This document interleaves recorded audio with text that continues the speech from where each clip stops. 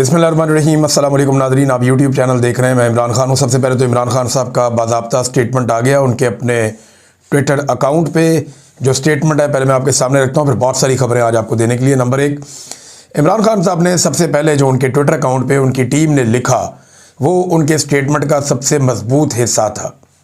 उन्होंने लिखा कि जद्दोजहद इबादत है और हकीकी आज़ादी की जद्दोजहद के लिए मैं शहादत के लिए भी तैयार हूँ।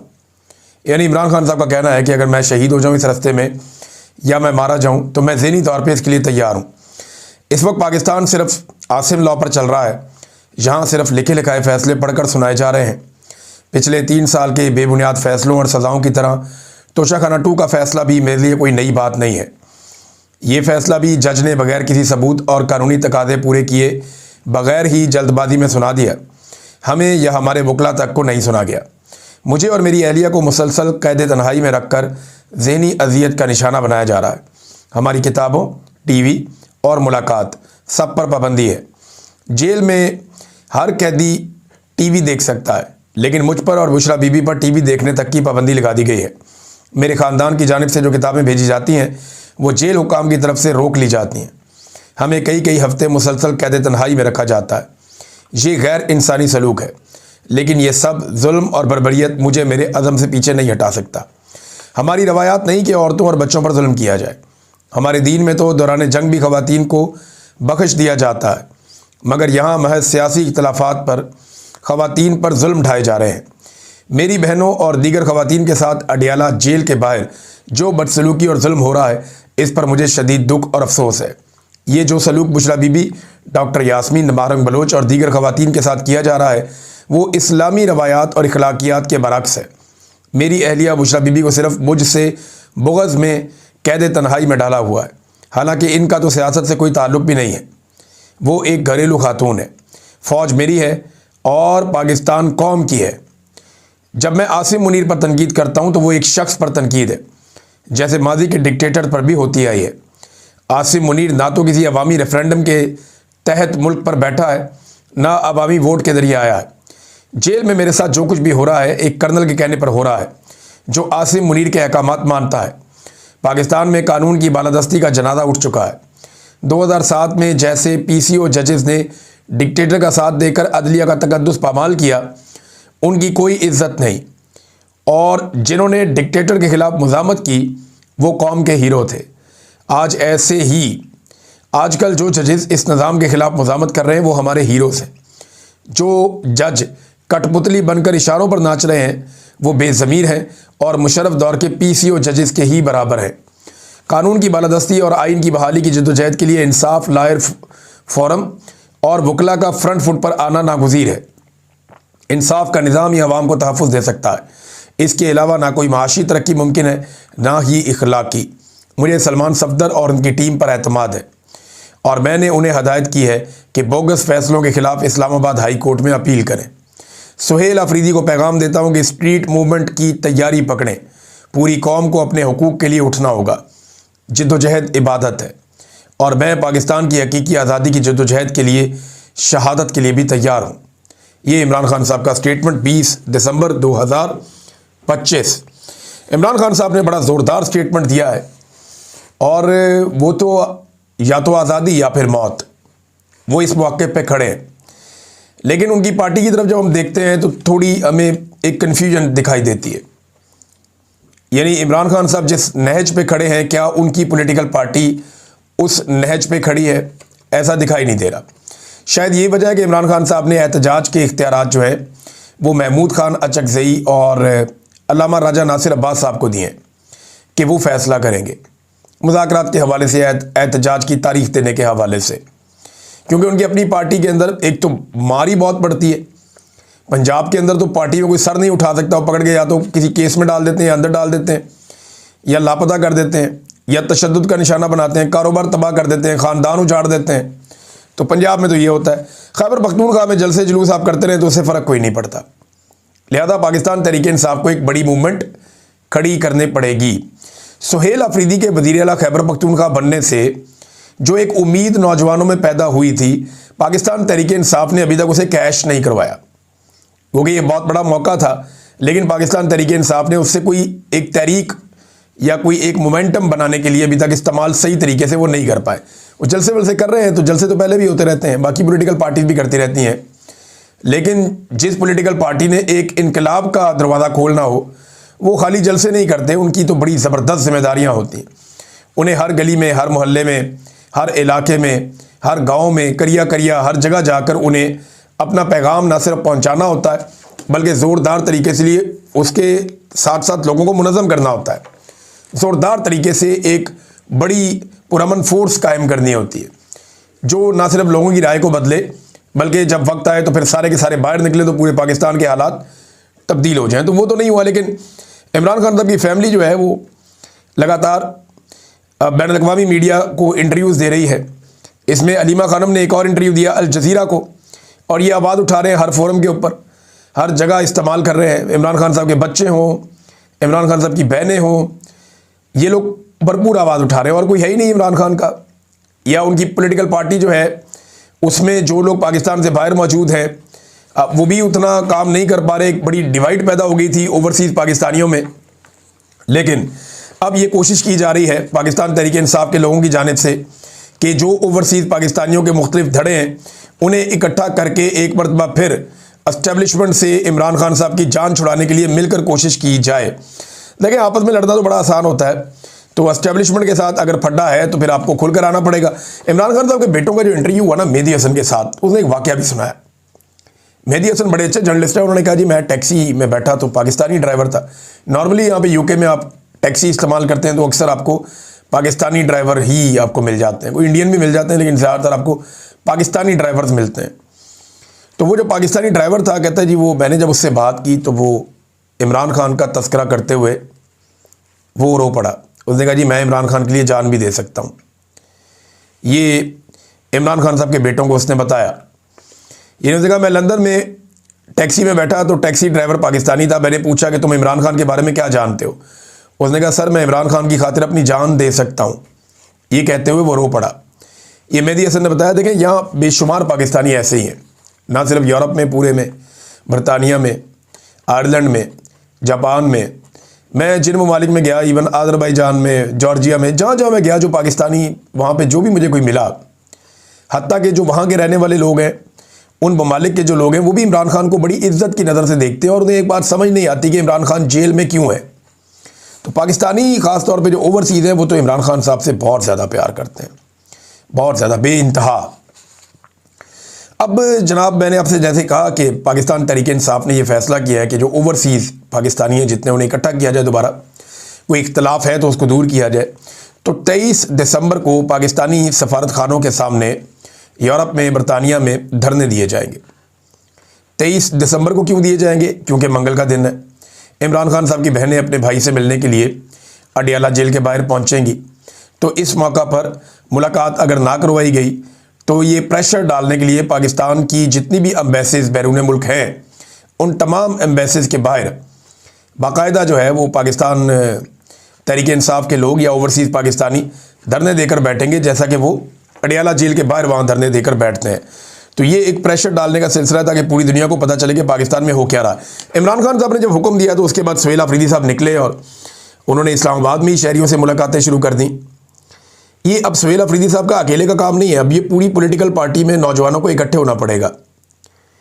जैसे बांग्लादेश में नौजवानों ने जिम्मेदारी ली थी, ऐसे पाकिस्तान में नौजवानों को जिम्मेदारी लेनी पड़ेगी। ये ओहदों शोदों को भूल कर, बड़ी बड़ी पोजीशंस को भूल कर, वजारतों और मुशारतों को भूल कर नौजवानों को अपने अपने गली मोहल्ले, अपने हलके में, अपने इलाके में, अपने गाँव में हर तरफ ये पैगाम लेकर जाना पड़ेगा और पूरी एक मूवमेंट बनानी पड़ेगी। ये सर्दियों के 1-1.5 महीना इनके पास है, यानी दिसंबर के अभी 10 दिन बाकी हैं, इसके बाद जनवरी और फरवरी के 10-15 दिन बाकी हैं, उसके बाद ही कोई तहरीक चलेगी तो चलेगी। क्योंकि एक बात आप याद रखिएगा कि मौसम बहार की आमद तक इतनी सर्दी के अंदर नॉर्मली तहरीकें पाकिस्तान में नहीं चलती, लिहाजा ये वो टाइम है जब तहरीक का मोमेंटम बनाया जा सकता है। तो इन 40-50 दिनों को ज़ाया करने की बजाय इसमें मेहनत करनी पड़ेगी पाकिस्तान तहरीक इंसाफ को। 50-60 दिन का टाइम है, लगभग 2 महीने हैं, 1.5-2 महीने। तो इन 1.5-2 महीनों में 50 से 60 दिनों में पाकिस्तान तहरीक इंसाफ को वो सारा मोमेंटम बनाना पड़ेगा। सुहेल अफरीदी गए, जाके लोगों के अंदर घुल मिल गए, बातें की, بہت سارے لوگوں نے بتایا اور انہوں نے کہا جی یہاں پہ تو لوگ آتے رہتے ہیں، حکمران آتے ہیں لیکن اپنے پروٹوکولز کے ساتھ آتے ہیں، ہمیں ایسے کوئی نہیں ملتا۔ تو یہ کانفیڈنس آپ کو تب آتا ہے جب آپ عوام کے ووٹوں سے منتخب ہوتے ہیں۔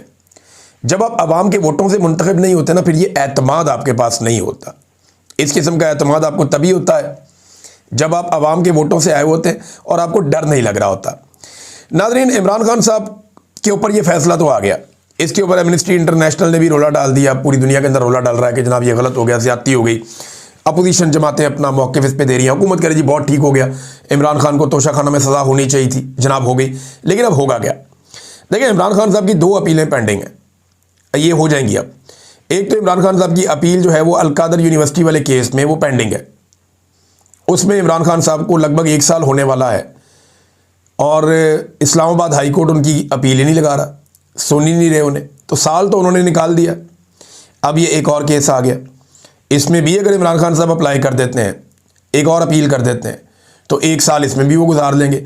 عمران خان کو جیل میں رکھنا پاکستان کی ملٹری اسٹیبلشمنٹ کے لیے یا عاصم منیر صاحب کے لیے کوئی مشکل کام نہیں ہے، کیونکہ قانون کو انہوں نے ناک بنا دیا، موم کی ناک، وہ جدھر چاہتے ہیں ادھر موڑ دیتے ہیں، مسئلہ ہی کوئی نہیں۔ تو قانون کے مطابق، یعنی اس وقت جس طرح قانون کو انہوں نے کنٹرول کیا ہوا ہے اور عدالتوں کی مدد سے عمران خان کو جیل میں رکھنا، اگر عاصم منیر صاحب نے تو 10 سال رکھ لیں۔ ہاں، اگر باہر نکالنا ہے عمران خان صاحب کو تو آپ عدالت کے ذریعے عمران خان کو باہر نہیں نکال سکتے، سوال ہی پیدا نہیں ہوتا۔ پاکستان میں کوئی ایک عدالت اب اس حالت میں نہیں ہے جو انصاف دینے کی پوزیشن میں ہو، ہر جگہ پہ کمپرومائزڈ چیف جسٹسز ہیں اور ان کی مرضی کے بغیر کیس لگ نہیں سکتا۔ اسپیشلی اسلام آباد میں تو جسٹس سرفراز جوگر کو لایا گیا، تو انصاف تو ناپید ہے، اب وہ ممکن نہیں ہے، لہذا عمران خان صاحب کا کیس لگنے نہیں دیا جائے گا۔ یہ اب جتنا دیر چاہیں گے اس معاملے کو لٹکا دیں گے۔ راستہ ایک ہی ہے کہ عوام نکل کے باہر آ جائے، وہ احتجاج کرے، لیکن عوام کو ڈرانے کے لیے، دھمکانے کے لیے ایک طریقہ کار استعمال کیا جا رہا ہے کہ یہ بھی سزا سنا دو، یہ بھی سزا سنا دو۔ یعنی اب پرسوں ہم نے دیکھا کہ پاکستان تحریک انصاف کے رہنماؤں کو 10 سال سزا سنائی 9 مئی میں، کل پھر سنا دی، ابھی ایک آدھے دن میں اور سزائیں آ جائیں گی۔ عمران خان صاحب کو بھی 17 سال سزا سنا دی۔ یہ کیا کیوں جا رہا ہے؟ یہی کام اس سے پہلے بھی کیا گیا تھا، الیکشن سے چند دن پہلے 2024 میں، لیکن وہ بیک فائر کر گیا تھا۔ ابھی دوبارہ سے وہی کام کیا جا رہا ہے۔ یہ کام بار بار اس لیے کیا جاتا ہے کہ لوگ مایوس ہونا سیکھ لیں۔ یہ جو مایوسی ہے نا، یہ مسلمانوں میں ہوتی نہیں ہے، لیکن اگر آپ لگاتار لوگوں کو ڈپریشن میں ڈالتے رہیں، لگاتار لوگوں کو آپ ایسی چیزیں کرتے رہیں تو ایک وقت آتا ہے کہ لوگ آہستہ آہستہ مایوس ہونا سیکھ لیتے ہیں۔ اس کو کہتے ہیں کولیکٹیو لرنڈ ہیلپ لیسنس۔ یہ باقاعدہ اس کی ایک ٹرمنالوجی ہے، جو لوگ سائیکالوجی پڑھتے ہیں انہیں پتہ ہے کہ لرنڈ ہیلپ لیسنس کیا ہوتی ہے۔ یعنی آپ یہ سیکھ لیتے ہیں کہ میں ہیلپ لیس ہوں، آپ یہ سیکھ لیتے ہیں کہ نہیں کچھ نہیں ہو سکتا۔ یہ عوام کو اس سطح پہ لے کر جا رہے ہیں کہ کولیکٹیولی ساری عوام یہ سوچنا شروع ہو جائے، انہیں نہیں، اس ملک کا کچھ نہیں ہو سکتا، اور یار جیسے دل کرے گا فوج ویسے ہی چلائے گی، اور جیسے دل کرے گا ملٹری اسٹیبلش، جو آرمی چیف نے کہنا ہے وہی ہونا ہے، اور جو امریکہ سے حکم آنا ہے وہی آنا۔ انہوں نے اسی طریقے سے پچھلے ڈکٹیٹرز نے مل کر اس ملک کو چلایا۔ عمران خان وہ پہلا آدمی جس نے عوام کو امید دے دی، عوام کو اتنی زیادہ امید دے دی کہ اب عوام کو یہ لگتا ہے کہ یہ کچھ نہیں کر سکتے، ہم ان سے اپنا ملک چھین لیں گے۔ لیکن دوبارہ سے سارا نظام مل کر مایوسی پھیلانے کی کوشش کر رہا ہے تاکہ لوگ اپنے آپ کو ہیلپ لیس محسوس کریں کہ وہ بیچارے ہیں، وہ کچھ نہیں کر سکتے، ان کے پاس کوئی چارہ نہیں ہے۔ تو اس لیے اب اس قسم کے ٹیکٹکس کیے جا رہے ہیں۔ کیا ان کا فائدہ ہوگا یا اس مرتبہ پھر یہ بیک فائر کریں گے؟ یہ تو ڈیپینڈ کرتا ہے کہ اس کا نتیجہ کیا نکلتا ہے۔ قومی کانفرنس کے اندر بہت ساری تقاریر ہوئیں، آج کے دن میں جاری رہے گی، جب یہ فائنل ہو جائے گی تو ہم آپ کو بتائیں گے کہ اس کا نتیجہ کیا نکلا۔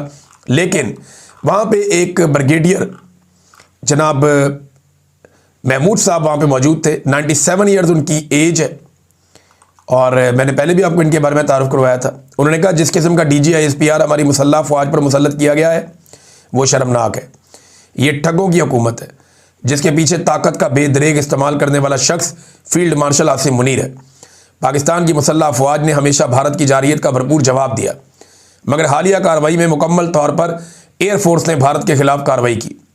اس کے باوجود سارا کریڈٹ عاصم منیر کو دے دیا گیا اور اسے فیلڈ مارشل بنا دیا گیا۔ عاصم منیر نے اس اعزاز کو اپنے مفاد کے لیے استعمال کرتے ہوئے خود کو اس حد تک مضبوط کر لیا کہ آج عملاً پاکستان میں عاصم منیر کی حکومت ہے، وہ جو چاہتا ہے وہی کرتا ہے۔ یہ جناب بریگیڈیئر محمود صاحب فرما رہے ہیں، اور آہستہ آہستہ لوگ اب نہ صرف پہچان رہے ہیں بلکہ بولنا بھی شروع ہو گئے ہیں۔ اور ایک چیز آپ سمجھ لیجئے کہ یہ سسٹم کہیں جانے کے موڈ میں نہیں ہے، اسے بھیجنا ہی پڑے گا۔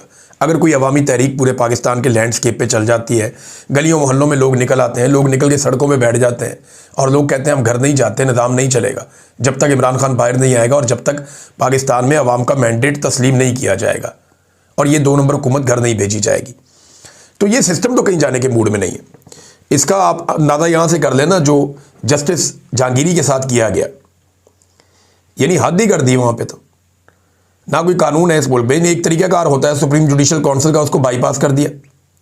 وہ بتا رہے ہیں کہ جناب یہ جج صاحب مجھے بلا کے میرے پہ دباؤ ڈالتے رہے، وہی جج صاحب ان کے خلاف سزا دے رہے ہیں کہ جناب ہٹاؤ ان کو، اور باقاعدہ جو یونیورسٹی کا رجسٹرار ہے وہ کچھ اور انفارمیشن دے رہا ہے، وہ کہہ رہے ہیں ڈگری جعلی نہیں ہے، کہہ رہے ہیں ڈگری جعلی نہیں ہے، پرابلم کہیں اور ہے۔ اور بس پچھلے سال آپ کو یاد ہوگا کہ ریاض احمد صاحب تھے پروفیسر سنڈیکیٹ کے، انہیں اغوا بھی کیا گیا تھا، گرفتار کیا گیا تھا، ان کے اوپر بھی دباؤ ڈالا گیا تھا۔ تو بس یہی کارروائی ہے۔ آپ کو یاد ہوگا ایک جج صاحب ہوتے تھے جنہوں نے ذوالفقار علی بھٹو کو پھانسی دینے سے انکار کر دیا تھا۔ یہ جب ذوالفقار علی بھٹو کو پھانسی دینے کا فیصلہ ہوا تھا نا، تو اس وقت بھی ایک جج صاحب ہوتے تھے جنہوں نے انکار کر دیا تھا، جسٹس صفدر شاہ صاحب۔ انہوں نے کہا تھا جی اس کا گند کا حصہ میں نہیں بنوں گا۔ تو یہ جو جج صاحب تھے نا، ان کی میٹرک کی ڈگری جعلی نکل آئی تھی، ابھی بی اے کی ڈگری جعلی نکل آئی ہے۔ عمران خان کی ڈگری آکسفورڈ یونیورسٹی کی ہے، شکر ہے، ورنہ وہ بھی انہوں نے جعلی کر دینی تھی، ان کا کوئی پتہ نہیں ہوتا۔ تو ناظرین، وہ بڑی خبر جس کی طرف ہم ہر ویلاگ میں اس کا ذکر کرتے ہیں، اس کی طرف ہم دوبارہ آ جاتے ہیں، اور خبر یہ ہے کہ گزشتہ 24 گھنٹوں میں مزید 10 فلسطینیوں کو اسرائیل نے شہید کر دیا ہے۔ پاکستان میں یہ بحث بہت حد تک چھڑ چکی ہے۔ وہ مولوی جو تھوڑے دن پہلے تک فیلڈ مارشل اور وزیر اعظم کے سامنے خوشامد کر رہے تھے، اب وہی مولوی جو ہے وہ عجیب و غریب کشمکش میں، وہ سٹیٹمنٹ دیتے ہیں کہ ہماری فوج جائے گی نہیں جائے گی، ہم کیا کرنے جائیں گے غزہ۔ وہ جسٹیفائی نہیں کر پا رہے کیونکہ وہ ڈرے ہوئے ہیں۔ انہیں اس بات کا آئیڈیا ہے کہ اگر ہم نے حمایت کر دی فوج کے غزہ جانے کی اور فوج غزہ میں چلی گئی اور حماس کے ساتھ فوج کی جھڑپ ہو گئی یا حماس کے ساتھ فوج کی لڑائی ہو گئی یا انہوں نے حماس کو غیر مسلح کرنے کی کوشش کی، اور یہ چیزیں عالمی میڈیا میں تو آ جائیں گی، اور جب یہ چیزیں عالمی میڈیا میں آ جائیں گی تو ہماری پاکستان میں منجی ٹھک جائے گی۔ یہ وہ تمام مولوی جو خوشامدی مولوی ہیں، درباری مولوی ہیں، وہ بیچارے بھی پریشان ہیں کہ اس سچویشن میں اب کرنا کیا ہے۔ وہ منہ چھپاتے پھرتے ہیں، انہیں سمجھ نہیں آ رہی۔ دیکھیں، اگر فوج غزہ میں نہیں جاتی تو اس صورت میں کیا ہوگا؟ پھر دوسری فوجیں بلائی جائیں گی، ان کو بھیجا جائے گا، اور پاکستان جو خدمات سر انجام دے سکتا ہے، جتنا اپنے آپ کو پیش کر سکتا ہے ٹرمپ کے سامنے، اس لیول تک پیش نہیں کرے گا، تو ٹرمپ بھی ان کو اسی طرح دیکھے گا پاکستان کو۔ لیکن اگر یہ فوج بھیجتے ہیں تو ٹرمپ کا آشیرواد ان کے سر پہ رہے گا۔ لیکن فوج وہاں جاتی ہے تو پھر کیا ہوگا؟ یہ بہت امپورٹنٹ ہے۔ دیکھیں نا، فوج وہاں پہ صرف سیر سپاٹے کے لیے تو نہیں جا رہی، نہ ہی فلاحی کاموں کے لیے جا رہی ہے کہ جا کے اسپتال میں سنبھال لے لوگوں کو، نہ ہی وہ لوگوں کی ریسکیو کرنے کے لیے جا رہی ہے۔ فوج ایکچولی وہاں پہ جا رہی ہے امن قائم کرنے کے لیے، اور وہ اسرائیل کے بہاف پہ ہو رہا ہے، امریکہ کے بہاف پہ ہو رہا ہے، وہ حماس یا فلسطین کے بہاف پہ نہیں ہو رہا۔ اور ڈیمانڈ سب سے نمبر 1 کیا ہے کہ حماس کو وہاں سے بے دخل کیا جائے، حماس کو، اور حماس کی وہاں پہ حکومت ہے، یاد رکھیے گا۔ یہ غزہ کا پورا رجیم چینج آپریشن ہے جو کرنے کے لیے ایک فوج وہاں پہ بھجوائی جائے گی۔ اگر پاکستانی فوج وہاں پہ جاتی ہے اور اسرائیل کی اور حماس کی لڑائی ہوتی ہے، تو آپ کے خیال میں پاکستانی فوج کس سے لڑے گی؟ حماس سے لڑے گی یا اسرائیل سے لڑے گی؟ یا روکے گی تو کس کو روکے گی؟ کیا پاکستانی فوج کسی لمحے بھی ایک لمحے کے لیے اسرائیل کے ساتھ لڑنے جا رہی ہے؟ سوال ہی پیدا نہیں ہوتا، سوال ہی پیدا نہیں ہوتا۔ اسرائیل کی مرضی سے اگر کوئی فوج وہاں پہ جا رہی ہے تو وہ اسرائیل سے تو کبھی نہیں لڑے گی نا۔ ہاں، یہ بات ہمارے وزراء پہلے دن سے کہہ رہے ہیں کہ حماس کو غیر مسلح کرنا ضروری ہے، اور حماس نے یہ بات تسلیم کی۔ یہ جھوٹ ہمارے وزراء بول رہے ہیں، کیونکہ حماس نے 14 نومبر کو ڈونلڈ ٹرمپ کے منصوبے کے جواب میں یہ کہا تھا کہ جنگ بندی بھی قبول ہے، یرغمالیوں کی رہائی بھی قبول ہے، لیکن ہتھیار ہم نہیں پھینکیں گے جب تک کہ فلسطین کی اپنی ایک آزاد خود مختار ریاست نہیں بنے۔